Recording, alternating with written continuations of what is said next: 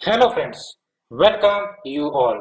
आज हम vision IAS के 26 अप्रैल वाले डेली करंट अफेयर्स डिस्कस करेंगे। आज हमें 6 आर्टिकल्स डिस्कस करने हैं। We will discuss one by one. And आज भी एक आपका इंपॉर्टेंट आर्टिकल डिस्कस किया जाएगा जो है आपका कार्बन ट्रेडिंग से रिलेटेड। एंड कल मैंने सी फ्लोर स्प्रेडिंग के कंसेप्ट को बताया था। अगर आपने सी फ्लोर स्प्रेडिंग का कंसेप्ट नहीं देखा है तो आप पिछले लेक्चर सीरीज में जाकर सी फ्लोर स्प्रेडिंग का जो बेसिक कंटेक्स्ट एंड उससे रिलेटेड जो कंसेप्ट है आप अच्छे से समझ सकते हो। You can visit the yesterday videos. So friends, without delaying, let's start our discussion. The first article deals with Supreme Court directive to the states UTs on rehabilitation of children in street situation. यानी कि supreme court ने states and UTs को directive दिया है on the rehabilitation of children in street situation. सबसे पहली बात तो आपको ये समझनी पड़ेगी, चिल्ड्रन इन स्ट्रीट सिचुएशन का मतलब क्या होता है। आपने बहुत बार सिटीज में, टाउन्स में देखे होंगे कि रोड साइड बच्चे बेगिंग करते हैं, as well as railway station, bus stand के पास आपको बहुत सारे बच्चे देखने को मिल जाएंगे बेगिंग करते हुए या फिर स्लीपिंग करते हुए। तो ये सब आपके चिल्ड्रन इन स्ट्रीट सिचुएशन के कैटेगरी में आ जाते हैं। अब आपको समझना पड़ेगा, इस टॉपिक को आपको लिंक करनी पड़ेगी पॉवर्टी से, because these all issues are caused due to the poverty. And हम देखेंगे कि गवर्नमेंट की तरफ से क्या इनिशिएटिव लिए जाते हैं to deal with that. And before that let's discuss the syllabus. आप देख सकते हैं issues related to the development and management of social sector या services related to the health, education, human resources. ये ह्यूमन रिसोर्सेज को आपको समझना पड़ेगा, ठीक है। बिकॉज ए चाइल्ड जब उन्हें प्रॉपर केयर, एजुकेशन दी जाती है तो वो ह्यूमन रिसोर्स में ट्रांसफॉर्म होते हैं, ठीक है। लेकिन जब इनको इन सब चीजों से वंचित रखा जाता है, अब कारण तो बहुत सारे हैं, ठीक है, तो वहां से निकलती है आपकी पॉवर्टी। तो इसको आप हमेशा लिंक करके समझना। साथ ही साथ ये भी आपका इश्यू कवर होगा, issue related to poverty and hunger, इसमें भी आपका कवर कर सकते हो। तो देख सकते हो सुप्रीम कोर्ट ने डायरेक्ट किया है स्टेट्स एंड यूटीज को कि वैसे राज्य या यूटीज जिनके पास कोई भी पॉलिसी CISS से रिलेटेड नहीं है तो वो इमीडिएटली जो आपके national commission for protection of child rights के स्टैंडर्ड ऑफ प्रोसीजर यानी कि SOP है for the care and protection of children in street situation 2.0, तो इनके स्टैंडर्ड ऑपरेटिंग प्रोसीजर को इंप्लीमेंट करें अपने राज्य में, ठीक है। लेकिन आप देखो, वी हैव द 28 स्टेट्स, सिर्फ और सिर्फ Tamil Nadu and Delhi have their own policy that deals with rescuing the children in street situation। तो वही मैंने आपको बताया था, चिल्ड्रन इन स्ट्रीट सिचुएशन यानी कि these children are extremely vulnerable to various deprivation as well as crimes because they lacks identity, they lacks recognition or the social status। and जब हम बात करते हैं इन vulnerable बच्चों की, तो पहली बात तो आपको ये समझ में आ गई होगी कि इनको स्कूल की भी एक्सेसिबिलिटी नहीं मिल पाती, despite we have right to education as a fundamental right under article 21A। तो एक इश्यू यहां से ये निकल गई। और दूसरी इंपॉर्टेंट बात ये है कि ये सब जो बच्चे हैं कहीं ना कहीं these are highly vulnerable to child marriage, sexual offences as well as trafficking. जैसे फॉर एग्जांपल बेगिंग जैसी जो इश्यू है वो ऑर्गेनाइज्ड वे में की जाती है, ठीक है। और मैं एक सजेशन देना चाहूंगा, जब भी इस प्रकार के सोशल इश्यूज को आपको समझनी हो तो आप मूवी जो भी देखते हो थोड़ा सा सोशल मूवी देखो तो सारा कंटेक्स्ट क्लियर हो जाता है। बिकॉज जो भी मूवी आप देखते हो विच इज सोशली रेलेवेंट, सारे जो इश्यू है आपको समझ में आ जाएंगे, सारे जो कंटेक्स्ट आप पढ़ रहे हो इस स्क्रीन के सामने वो सारी चीजें समझ में आ जाने लगेगी। और जितने पहले जाओगे टाइम में उतनी ज्यादा अच्छी फिल्में सोशल इश्यूज पर आपको देखने को मिलते हैं। तो थोड़ा सा अगर 2010 के दशक के मूवी को देखो या फिर 2000 के दशक के मूवी को देखो तो सोशल इश्यूज एक मेन मुद्दा रहता था और उसे रेज की जाती थी, ठीक है। तो ये ध्यान रखनी। अब बात करते हैं कि NCPCR यानी कि जो आपके national commission for protection of child rights है उनके द्वारा क्या क्या इनिशिएटिव लिए गए टू डील विद दैट। तो पहली बात तो ये कि इन बच्चों का आइडेंटिफाई किया जाए। जैसे वी हैव द बाल स्वराज पोर्टल जहां पर इन बच्चों का रजिस्ट्रेशन होता है, as well as separate portal NGO के लिए, इंडिविजुअल्स के लिए भी तैयार किए गए हैं सो दैट असिस्टेंस प्रोवाइड किया जा सके इन्हें in identification of the CISS। But ये भी एक इश्यू है यहाँ पर कि देख सकते हो ऐसा माना जाता है कि there is an estimated 1.5 lakh CISS, लेकिन सिर्फ और सिर्फ 17,914 CISS के ही डाटा अपलोड किए गए हैं बाल स्वराज पोर्टल पर। ओनली 17,940 या अप्रोक्स कह लो 18,000, और एस्टिमेटेड कितना है 1.5 लाख। तो there is a very much gap. Next जो रेस्क्यू एंड रिहेबिलिटेशन, जाहिर सी बात है ऐसे बच्चे काफी ज्यादा वल्नरेबल रहते हैं ट्रैफिकिंग, चाइल्ड मैरिज या फिर आपका सेक्सुअल ऑफेंसेस से रिलेटेड, तो रेस्क्यू करना बहुत ही जरूरी हो जाता है, रिहेबिलिटेट करना जरूरी हो जाता है सो दैट ये फिर से अपनी जो जिंदगी है वो अच्छे तरीके से जीना शुरू करे। एज वेल एज उसके लिए we have the SOP 2.0 for care and protection of CISS along with save the children campaign to strengthen the process and intervention regarding the CISS and preventive measures तो है ही है।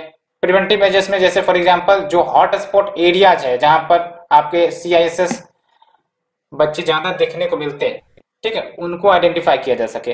अब इसका एक benefit आपको समझना पड़ेगा जब भी हम हॉट स्पॉट एरिया की बात करते हैं। जैसे फॉर एग्जांपल एक राज्य है, ठीक है, अब हमें पता है कि एक सर्टेन लोकेशन है जहां पर आपका इस प्रकार के इंसिडेंट्स या फिर लेट्स से कहो कि चोरी होती है या फिर ट्रैफिकिंग ज्यादा होती है, तो जो गवर्नमेंट है, अथॉरिटी है, वो इन हॉट स्पॉट एरिया पर ज्यादा फोकस करे सो दैट जो डिजायर्ड रिजल्ट है टाइमली मैनर में विथ लेस रिसोर्स एक्सपेंडिचर वो हासिल किया जा सके। अदरवाइज आप सोचो हर जगह यूनिफॉर्म सिस्टम या यूनिफॉर्म इम्प्लीमेंटेशन लगाया जाता है तो कहीं ना कहीं रिसोर्सेस भी लगेंगी और इफेक्टिव रिजल्ट भी नहीं मिलेगा। दैट्स व्हाई हम हॉट स्पॉट एरिया को आइडेंटिफाई कर सकते हैं या करते हैं। जैसे आपका जो डिजास्टर हो गया, अर्थक्वेक की बात करते हैं तो we have the earthquake mapping, है ना, कि कहां पर अर्थक्वेक आने की घटनाएं ज्यादा हो सकती हैं, कहां पर लैंडस्लाइड होने की घटनाएं ज्यादा हो सकती हैं, तो ये सब होता है मैपिंग करना, इसी को हम कहते हैं hot spot area. And hot spot area जो कीवर्ड है वो बहुत सारे सेक्टर के लिए यूज हो सकता है,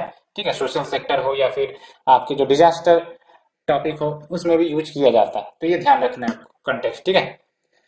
and linking the families with relevant schemes है, फैमिली को लिंक करो विथ रेलेवेंट स्कीम्स, साथ ही साथ स्कूल भेजा जाए बच्चों को एंड पेरेंट्स की लाइवलीहुड को इंश्योर किया जाए, बिकॉज पेरेंट्स की लाइवलीहुड कहीं ना कहीं वन ऑफ द फैक्टर कि बच्चे इन सब फील्ड में मजबूरी में उन्हें इंटर करना पड़ता है, बिकॉज कहीं ना कहीं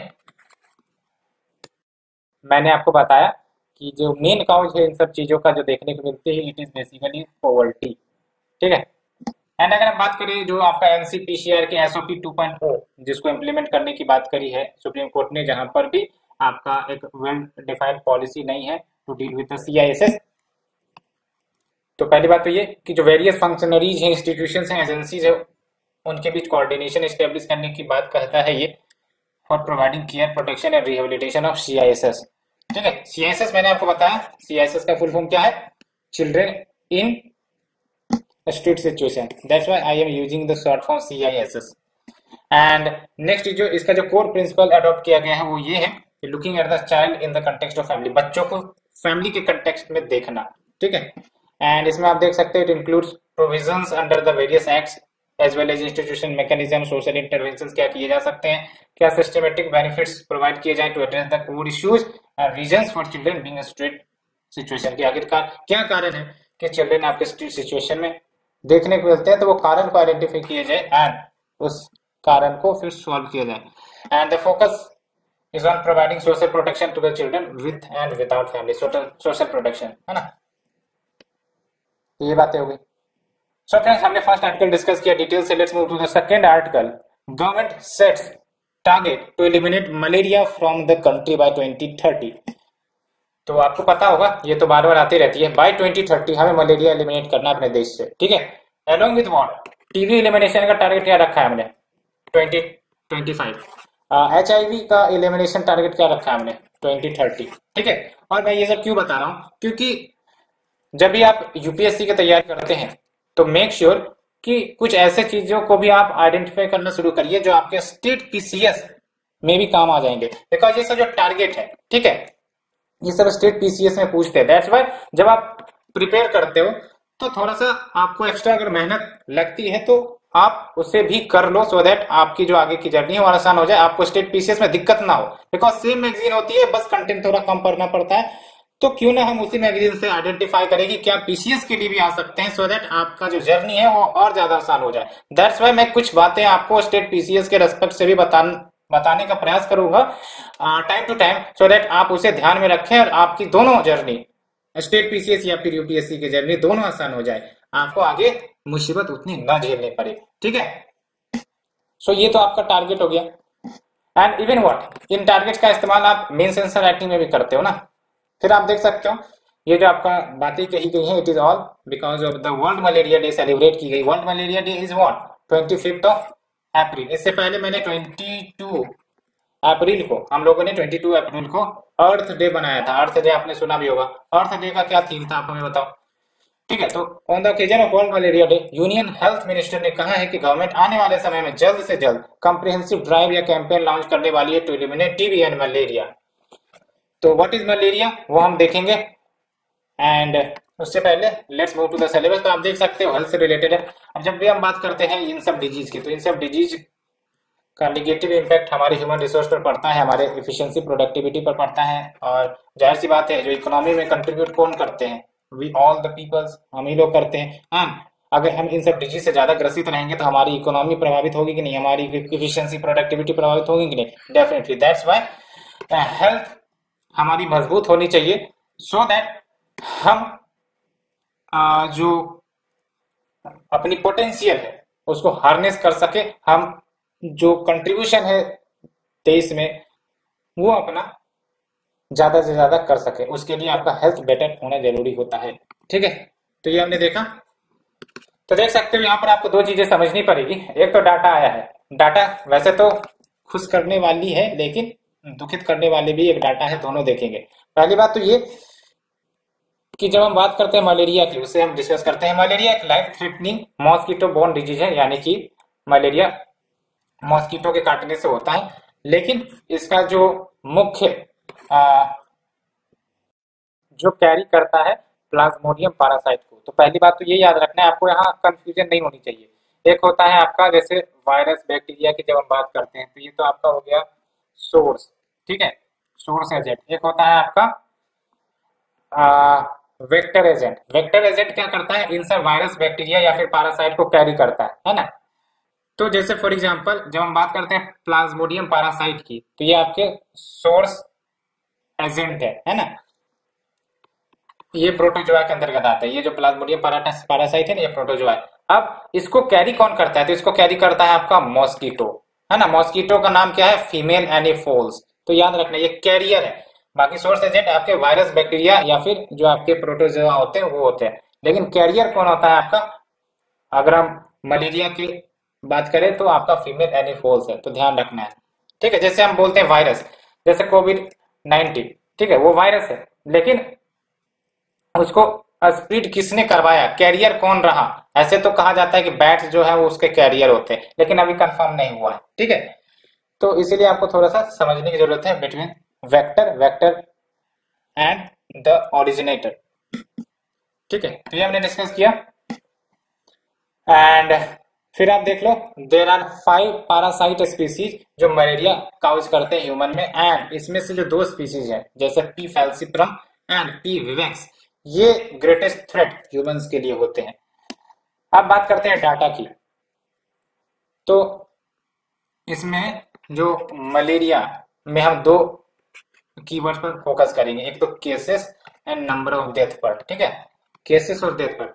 और कंपैरिजन हम करने वाले 2015 से 2021 के डाटा को इंडिया के रेस्पेक्ट में। तो 2015 से 2021 के बीच में देखा गया है कि 86% डिक्लाइन हुई है केसेस में, है ना। केसेस में 86% डिक्लाइन हुई है और डेथ में आपका 79% डिक्लाइन हुआ है। ये मैं 2015 से 2021 को कंपेयर कर रहा हूं, तो ये तो लग रही है अच्छी बात है। लेकिन दूसरी बुरी बात ये है कि अगर वर्ल्ड लेवल पर देखें तो जो टोटल मलेरिया के केसेस है उसमें से 83% केसेस इंडिया के ही द्वारा कंट्रीब्यूट किए जाते हैं। एंड जो वर्ल्ड ओवर पर डेथ होते हैं मलेरिया के कारण, 82% डेथ जो है वो इंडिया के द्वारा कंट्रीब्यूट होता है।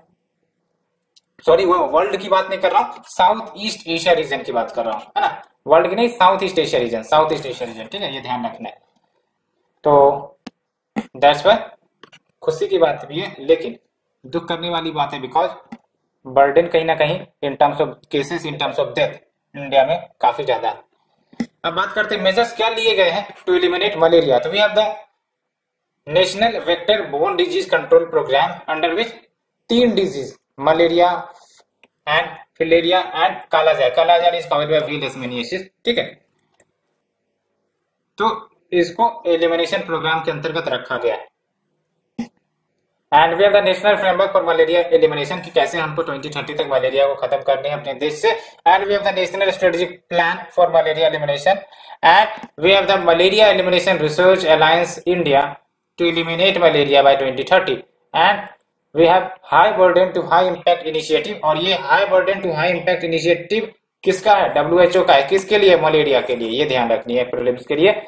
तो मेंस आंसर राइटिंग में इसी प्रकार से लिखे भी जाते हैं कि मेजर्स क्या लिए गए हैं मलेरिया को एलिमिनेट करने के लिए, वर्ल्ड लेवल पर क्या है, इंडिया के लेवल पर क्या है, थोड़ा सा हमने केस का वर्णन कर दिया, साथ ही साथ क्या स्थिति है इंडिया की वो हमने डिसाइड कर दिया, आंसर खत्म हो गया, ठीक है। Let's move to the next one. India and the European commission agree to launch India European union trade and technology council. तो दोनों यानी कि इंडिया एंड यूरोपियन यूनियन दोनों मिलकर trade and technology council launch करने वाले हैं, ठीक है। क्या काम होगा आपका TTC का वो हम डिस्कस करेंगे, लेकिन first we move to the syllabus. Bilateral regional global groupings and agreements involving India and affecting Indian interest. और आप देख रहे हो किस प्रकार से यूरोपियन यूनियन के साथ कहीं ना कहीं जो रिलेशन है हमारे वो थोड़े अच्छे दिख रहे हैं, क्योंकि इससे पहले भी हमने डिस्कस किया था कि जो आपका कॉम्प्रिहेंसिव ट्रेड एग्रीमेंट लाने की बात चल रही थी between these two group, that is India and European union. तो ये सब इंडिकेट कर रहा है कि जो रिलेशन है वो कहीं ना कहीं इंप्रूव हो रहे हैं ओवर द टाइम। तो ये ध्यान रखनी है, ठीक है। तो ये जो आपका ट्रेड एंड टेक्नोलॉजी काउंसिल होगा, इसका मेन एम यही होगा कि जो भी चैलेंजेस है related to the trade, technology as well as security, उन सबको टैकल किया जा सके एंड जो cooperation in this field like the trade, technology and security और ज्यादा बढ़ाया जा सके between this two group, that is India and European union. And ये जो आपका ट्रेड एंड टेक्नोलॉजी काउंसिल है, ये इंडिया के लिए तो पहला ऐसा काउंसिल होगा जो किसी कमीशन या फिर यूरोपियन यूनियन के साथ साइन किया गया है, लेकिन ये यूरोपियन यूनियन के लिए दूसरा होगा, बिकॉज ऑलरेडी यूरोपियन यूनियन ने यूएस के साथ ये TTC एस्टेब्लिश कर रखा है, 2021 में ही एस्टेब्लिश हुआ था। तो क्या दिखाता है? ये सिग्निफाई करता है कि कहीं ना कहीं इंडिया की जो पॉलिटिकल वैल्यू है वो बढ़ती जा रही है in the uncertain global strategic environment, ठीक है। एंड TTC का क्या फंक्शन होगा? तो वही है पॉलिटिकल लेवल ओवरसाइट, कि क्या रिलेशन में खटास है, मिठास है, उन सबको आइडेंटिफाई करना और ठीक करना। एंड जो भी इकोनॉमिक डाइवर्जेंस है उसको रिजोल्व करना, सो दैट हम आने वाले समय में comprehensive India European union trade and investment agreement कर सके। इकोनॉमिक डाइवर्जेंस यानी कि लेट्स से कि कुछ बातों पर सहमति होगी, कुछ बातों पर सहमति नहीं होगी on these comprehensive India European trade and investment agreement, तो उन सब बातों को आइडेंटिफाई करना, सॉर्ट आउट करना, सो दैट जल्द से जल्द जो आपका ट्रेड एंड इन्वेस्टमेंट एग्रीमेंट है वो साइन किया जा सके। एंड फिर आप देख सकते हो bring India European union politically closer to address the current challenges and geopolitical circumstances. तो एक तो मेन दोनों का कॉमन इंटरेस्ट जो है इंडिया का एंड यूरोपियन यूनियन का वो है फ्री इंडो पैसिफिक रीजन, ठीक है। तो जो अभी करंट चैलेंजेस है वो भी कहीं ना कहीं उसको डील करने में दोनों जो है नजदीक आ सकते हैं। एंड जब हम बात करते हैं इंडिया यूरोपियन रिलेशंस की, तो 1960 से ये रिलेशन शुरू होते हैं एंड इंडिया कहीं ना कहीं it is among the first countries to establish the diplomatic relation with European economic community. तो ये सब तो सिंपल बातें हैं।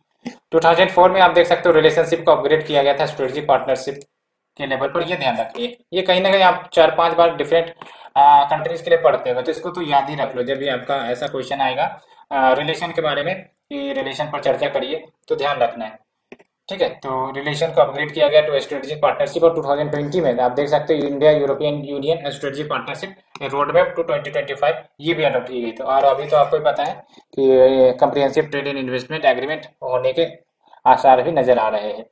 अब हम बात करें फैक्टर जो शेप करते हैं इंडिया यूरोपियन रिलेशन को इन द करेंट टाइम, तो पहली बात तो जियो पॉलिटिकल डेवलपमेंट बदल रही है। When we talk about geo political, यानी कि आपको नेशनल इंटरनेशनल डेवलपमेंट जो हो रहा है उसको ध्यान में रखनी क्या हो रही है। एक तो रशिया यूक्रेन वॉर चल रहा है, चाइना राइज कर रहा है, तो वो भी कहीं ना कहीं इन देशों को परेशान कर रहा है। साथ ही साथ अफगानिस्तान से विड्रॉल हुआ है यूएस का, तो वो भी एक सिक्योरिटी कंसर्न रेज करता ही है, ठीक है। और फिर आप देख सकते हो both India and European union के जो इंटरेस्ट है इन द इंडियन ओशन वो भी कन्वर्ज करते हैं, because both wants free and open Indo Pacific, ये तो आपको पता ही है। And we have the new emerging world order after कोविड-19, बिकॉज अब जो है यूरोपियन यूनियन को भी कहीं ना कहीं पता चल रहा है कि अगर आप एक ही पर डिपेंडेंट रहे अपने ग्लोबल सप्लाई चेन के लिए, खासकर चाइना के ऊपर, तो कहीं ना कहीं घातक साबित हो सकता है। दैट्स वाई वो जो अपने ग्लोबल सप्लाई चेन है उसको डाइवर्सिफाई कर रहे हैं, which was once overly dependent on China, ठीक है। तो ये हमने फ्रेंड्स थर्ड आर्टिकल डिस्कस किया। Let's move to the fourth article, defence acquisition procedure 2020 amended to promote make in India and आत्मनिर्भरता इन डिफेंस। तो बेसिकली डीएपी 2020 को amend किया गया। क्या है आपका डिफेंस एक्विजिशन प्रोसीजर? नाम से पता चल रहा है जो भी डिफेंस इक्विपमेंट्स हम लोग, यानी कि जो मिनिस्ट्री ऑक्युपाई करती है ना, उसे खरीदती है, तो उससे रिलेटेड जो नियम कानून रूल्स रेगुलेशन फ्रेमवर्क है उसको हम डीएपी कहते हैं, डिफेंस एक्विजिशन प्रोसीजर। और इसी को कुछ अमेंडमेंट की गई है so that make in India वाले प्रोडक्ट है ना उनको प्रमोट किया जा सके। तो अगर हम बात करें सिलेबस की, तो देख सकते हो the syllabus will talk about challenges to internal security and its prevention, ठीक है, इससे आप कवर कर सकते हो। तो देख लो, वैसे हम बात करें डीएपी की, तो डीएपी का जो कंसेप्ट है पहली बार 2002 में शुरुआत हुई थी, और उसे उस समय हम डिफेंस प्रोक्यूरमेंट प्रोसीजर कहते थे। और ये पॉलिसी फ्रेमवर्क है जिसके माध्यम से हम टाइमली एक्विजिशन करते हैं जो भी हमारे मिलिट्री इक्विपमेंट है, सिस्टम से, प्लेटफॉर्म से, for the armed forces. And क्या की अमेंडमेंट है डीएपी 2020 में किए गए हैं उसे हम देखते हैं। सबसे पहली बात तो डिफेंस मॉडर्नाइजेशन के फील्ड में क्या अमेंडमेंट हुए। पहली बात तो जो भी मॉडर्नाइजेशन रिक्वायरमेंट्स होंगी डिफेंस सर्विसेज की, इंडियन कोस्ट गार्ड की, वो इंडिजीनियसली सोर्स की जाएंगी, इररेस्पेक्टिव प्रोक्योरमेंट नेचर क्या है। लेकिन हाँ, इंपोर्ट पर एग्जेम्पशन दिया जा सकता है after specific approval of DSC या फिर रक्षा मंत्री। तो रक्षा मंत्री या डीएससी से स्पेसिफिक अप्रूवल लेना पड़ेगा, तभी जाके इंपोर्ट पर एग्जेम्पशन मिल सकते हैं। And they are the financial safeguard, और फाइनेंशियल सेफगार्ड के अंतर्गत बेसिकली फाइनेंशियल बर्डन को कम करने के लिए on the Indian defence industry, along with maintaining the financial safeguard, integrity pact bank guarantee scheme लाने की बात की गई है। इंटीग्रिटी पैक्ट बेसिकली यूं कहो कि ट्रस्ट इस्टेब्लिश करने के लिए किया जाता है, इंटीग्रिटी मेंटेन करने के लिए की जाती है कि भाई साहब हम ये जो इंटीग्रिटी पैक्ट कर रहे हैं इसके तहत हम इंश्योर करें कि ना कोई ब्राइब देंगे ना ब्राइब रिसीव करेंगे, ठीक है। And if there is a violation of this integrity pact, तो फिर बैंक गारंटी को इनकैश किया जा सकता है बाय द गवर्नमेंट, ठीक है।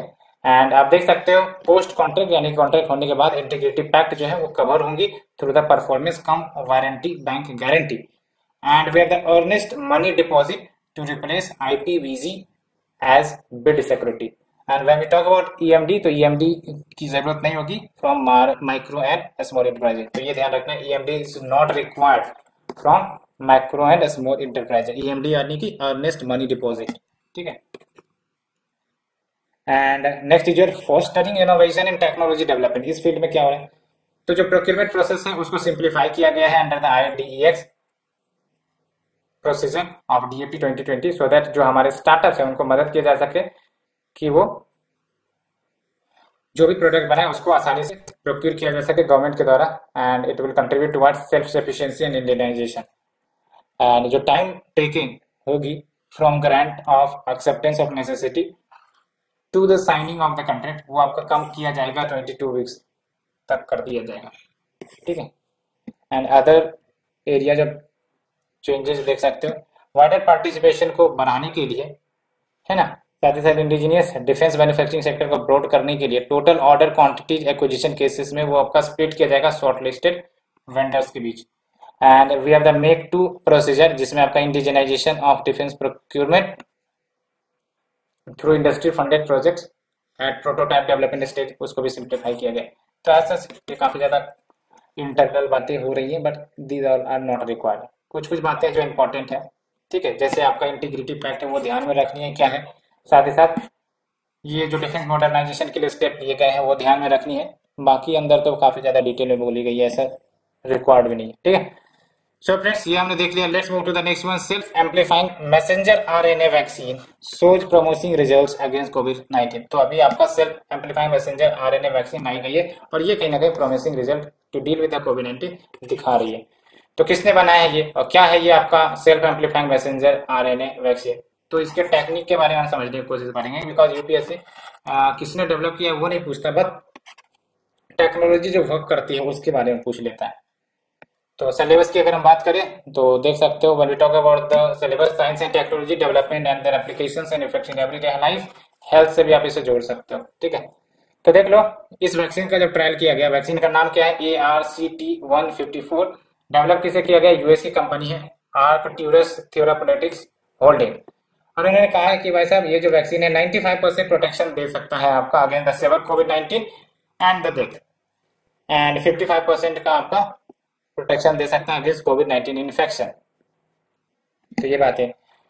तो एक तो होता है आपका कन्वेंशनल वैक्सीन। कन्वेंशनल वैक्सीन में क्या होता है, जैसे आपका ये जो कोविशील्ड की बात करें हम, ये कन्वेंशनल वैक्सीन है। इसमें क्या हुआ कि जो आपके कोविड-19 के वायरस है उसको वीक करके बेसिकली हमारे शरीर में इंसर्ट किया गया, सो दैट हमारा जो शरीर है उस वीक वायरस से फाइट कर सके। अगर वो वायरस स्ट्रॉन्ग रहता है तो फिर हेल्थ गड़बड़ हो सकती थी। दैट्स वाई इनको वीक किया जाता है, पहले कमजोर किया जाता है और उसके बाद हमारे शरीर में डाला जाता है, सो दैट हमारा जो बॉडी है उसको आसानी से फाइट कर सके। ये होता है आपका कन्वेंशनल वैक्सीन, ठीक है। तो देख सकते हो आप, कहाँ गया, हाँ।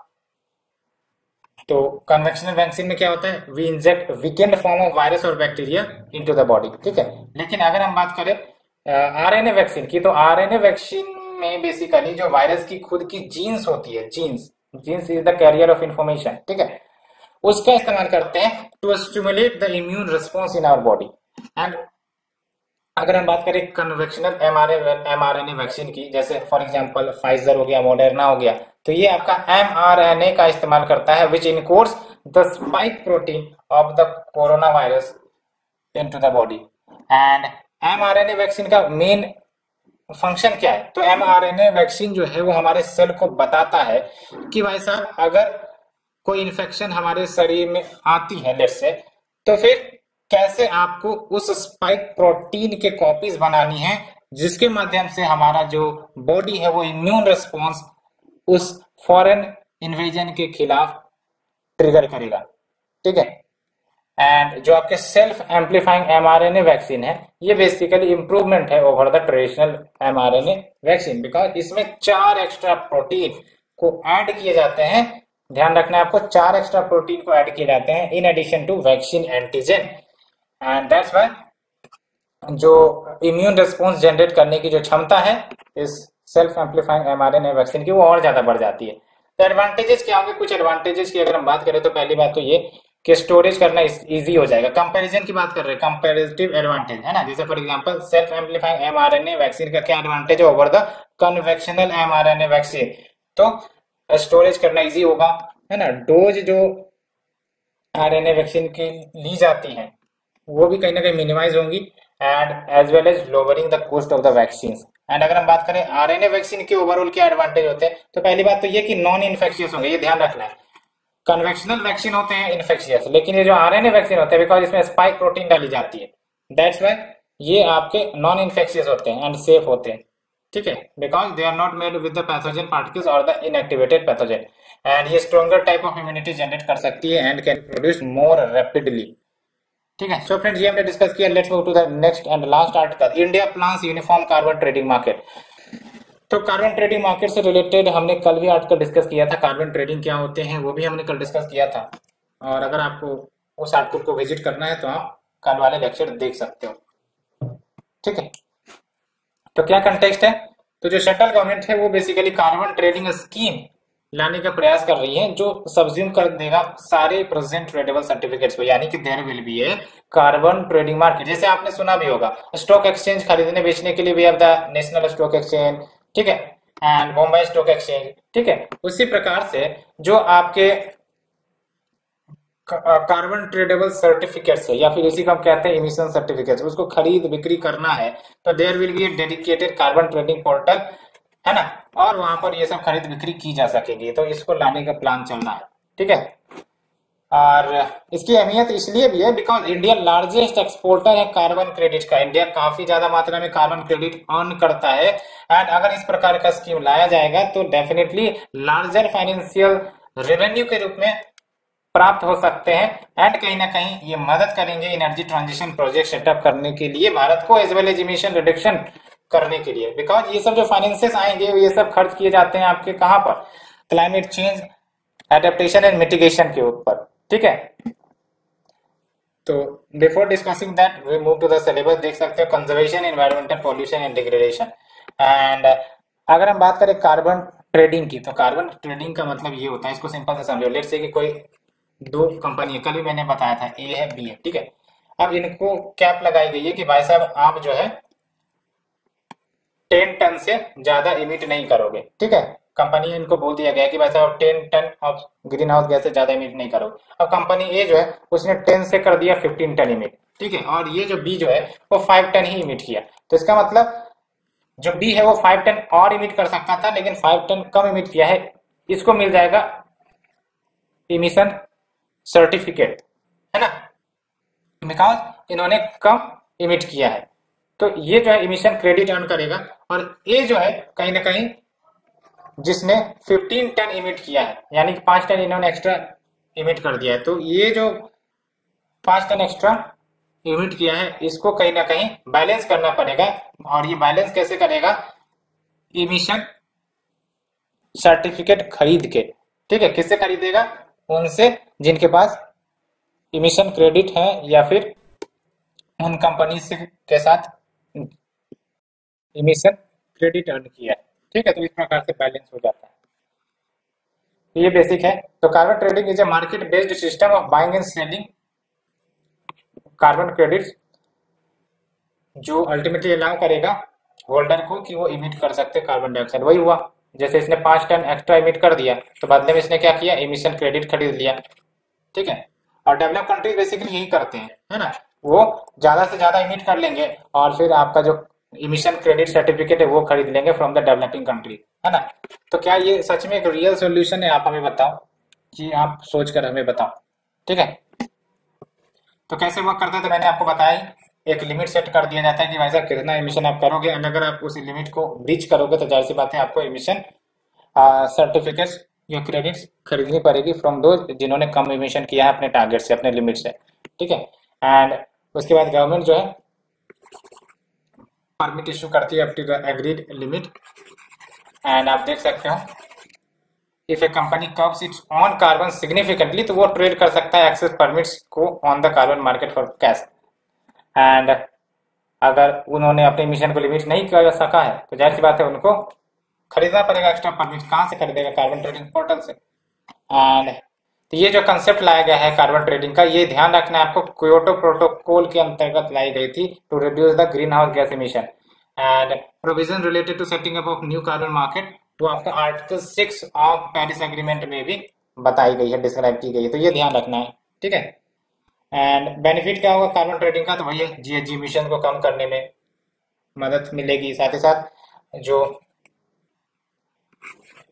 Much easier to implement than expensive direct regulation. Direct regulation अगर करें तो वो काफी ज्यादा रेस्ट्रिक्टिव हो जाएगी, दैट्स व्हाई आप इमिशन क्रेडिट के कंसेप्ट को लेकर आप, तो वैसे अगर आप इमिशन करते हो तो ठीक है, पैसे पे करो, है ना, आसान हो जाएंगे, तो ये बात है। एंड कुछ एग्जिस्टिंग मैकेनिज्म है आपका, परफॉर्म, अचीव एंड ट्रेड, और ये आपका मार्केट बेस्ड मैकेनिज्म है। इसका प्राइम फोकस क्या होता है, एनर्जी एफिशिएंसी को इनहांस करना, सो दैट एनर्जी कंजम्पशन ही कम हो in the energy intensive industries.